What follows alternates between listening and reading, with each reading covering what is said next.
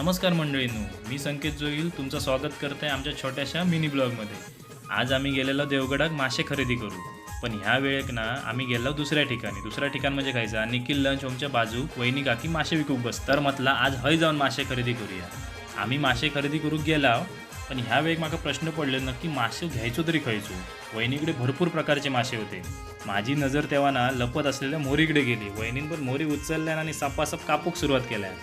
मोरी बॉम्बटाक लागली, पण वहिनीन काय त्याच्यावर दयामाया दाखवल्यान नाही. त्याची चामडी टराटर सोलल्यान. बांगडे पण घाबरानच होते. आता म्हणाक लागले आमच्यावर पण सुरी फिरणार. बॉम्बल्यानंतर ओरडाकच सुरुवात केल्यानी. खोटा वाटता त्यांच्या तोंडाकडे बघून बघा, वराडतं तसं. एवढ्या ह्याच्यात वहिनीन ती पूर्णपणे मोरीची साल सपासप सोलून काढल्यान आणि छोटे छोटे तुकडे करूक लागले.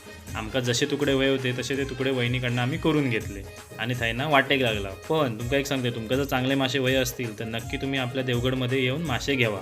आणि आता सातपायरीकडे तर मासे मिळतातच, पण आता निखिल लंच होम म्हणून हॉटेल असा त्याच्या बाजूक पण मासे विकू वहिनी इलेले असतात. तर तुम्ही बघू शकता आता ह्याच्या पुढे वहिनी कसे ते तुकडे करता. तर हे व्हिडिओ आवडला तर नक्की लाईक करा, जास्तीत जास्त शेअर करा, नवीन असेल तर फॉलो आणि सबस्क्राईब करा.